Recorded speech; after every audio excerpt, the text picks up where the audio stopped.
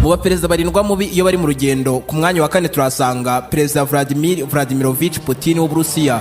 Ubusanzwe uyu mugabo afatwa nk'uwa mbere utinyitse mu isi, ndetse n'abagenzi be b'abategetsi bose bamutinyira uko ari, kuko umwanzuro afata ugira ingaruka mu isi yose kugeza kuri wowe ukurikiye kino kiganiro.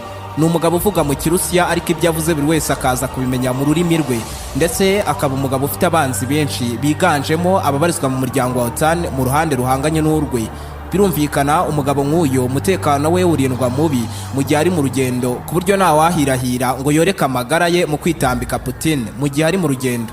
Ubyumve neza ko mu Burusiya uyu mugabo afite umuhanda we bwite anyuramo agiye mu biro bye biherereye i Moscow mu Burusiya, ukaba umuhanda unyurwamo na konvoyi ye gusa, atiriwe ajya kubyigana n'abaturage mu muhanda. Ni umugabo useka gusa ari uko ari kumwe n'inshuti ye magara y'akadasohoka perezida Kim Jong Un. Ibi bigabo byombi ni ibifungamutwe ku rwego rwo hejuru, ariko isi yose irabitinya ku rwego rwa nyuma.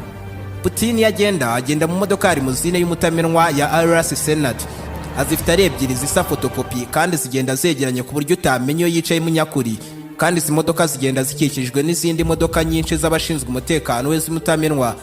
Akenshi zikunze kuba ari imodoka 22 ziganjemo izikorerwa mu Burusiya za MPV, sedans n'amavani, ziba zitwaye ibikoresho by'intambara n'iby'ubwirinzi cyangwa ibindi yakenera mu rugendo nk'ibyo kurya cyangwa se ibyo kunywa, imyenda yo guhindura n'ibindi nkabyo. Muri izi modoka kandi haba harimo na za ambulance ziba zirimo abaganga be bwite banafite ibyasabwa byose byavura perezida mu gihe yaba agize ikibazo runaka cy'indwara cyangwa se mu gihe yaba agerageje kuraswa. Ukongeraho n'imodoka za Mercedes Benz zirimo polisi, ndetse na zimbere yazo haba hari moto 6 za BMW ziba zitwaye n'abapolisi babarizwa mu mutwe udasanzwe barinda perezida Vladimir Putin.